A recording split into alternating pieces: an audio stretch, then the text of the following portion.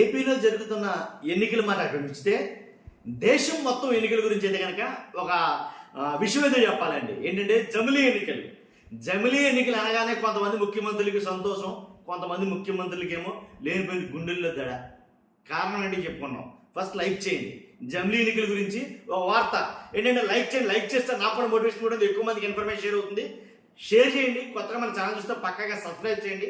మీ అమూల్యమైన అభిప్రాయాన్ని కామెంట్ రూపంలో తెలియజేయండి ఈ వీడియో మీద. ఎందుకంటే జమిలీ ఎన్నికలు ఎప్పుడా అని చాలా రాష్ట్రాలు ఎదురు చూస్తున్నాయి.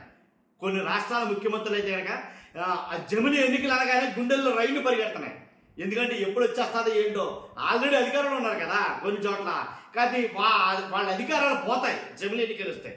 తర్వాత జమిలీ ఎన్నికల గురించి వార్త ఏంటంటే ఒకే దేశం ఒకే ఎన్నిక విధానంలో భాగంగా లోక్సభ రాష్ట్రాల అసెంబ్లీ ఎన్నికను ఏకకాలంలో నిర్వహించేందుకు ఉద్దేశించిన 2 బిల్లుల పరిశీలనకు ఏర్పాటైన పార్లమెంటరీ కమిటీ గడువులకు కేంద్రం తాజాగా మరోసారి పొడిగింపైనిచ్చింది. జమిలీ ఎన్నికల గురించి ఏదైతే జేపీసీ ఒక కమిటీ ఉందో ఆ జేపీసీ గడువు అడిగింది.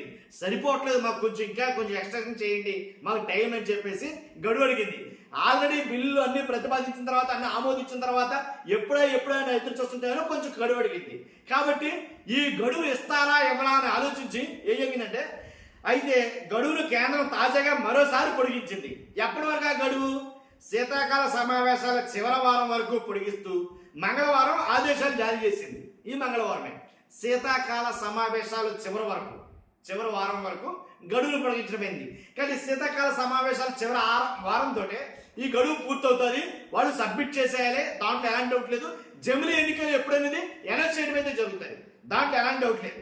కాబట్టి ఈ మేరకు ఉమ్మడి parliamentary committee JPC chairperson PP Chaudhary ప్రవేశపెట్టిన బిల్లును లోక్సభ మూజువాణి ఓటుతోటి ఆమోదించడం జరిగింది. వాళ్ళు గడువు ఇవ్వడం, ఆ గడువుని మూజువాణి ఓటుతోటి ఆమోదించడం కూడా జరిగింది. దీని ప్రకారం 2025 శీతాకాల సెషన్ చివరి వారం వరకు ఈ ప్యానెల్కు గడువు పొడిగించారు. 129వ రాజ్యాంగ సవరణ సంబంధించిన ఈ బిల్లుల్లో ఒకటి లోక్సభ ఎన్నికలతో పాటే రాష్ట్రాల అసెంబ్లీ ఎన్నికలు నిర్వహించేందుకు ఉద్దేశించింది కాగా, మరోటేమో లోక్సభతో పాటే కేంద్ర పాలిత ప్రాంతాలైన ఢిల్లీ, పుదుచ్చేరి, జమ్మూ కాశ్మీర్లోనూ ఎన్నికలు జరిపేందుకు ఉద్దేశించింది. జమిలీ ఎన్నికలు అనేది మొత్తం దేశమంతా ఒకే దేశం ఒకే ఎన్నిక అనే నినాదంతో వస్తుంది. మ్యాక్సిమం ఆల్మోస్ట్ కంప్లీట్ అయిపోయింది. అంతా కంప్లీట్ అయిపోయింది. ఎన్నికలు రావడమే తరువాయి. కాబట్టి ఎన్నికలు వస్తే ఉపయోగమా, ఎన్నికలు రాకపోతే ఉపయోగమా? కానీ ఎన్నికలు వస్తాయా ఏంటనేది మీ అభిప్రాయం కూడా కామెంట్ రూపంలో తెలియజేయండి. ఫస్ట్ అయితే లైక్ చేయండి, పక్కాగా మన ఛానల్ సబ్స్క్రైబ్ చేయండి. చూస్తున్న మీకు అందరూ కూడా థ్యాంక్ యూ వెరీ మచ్.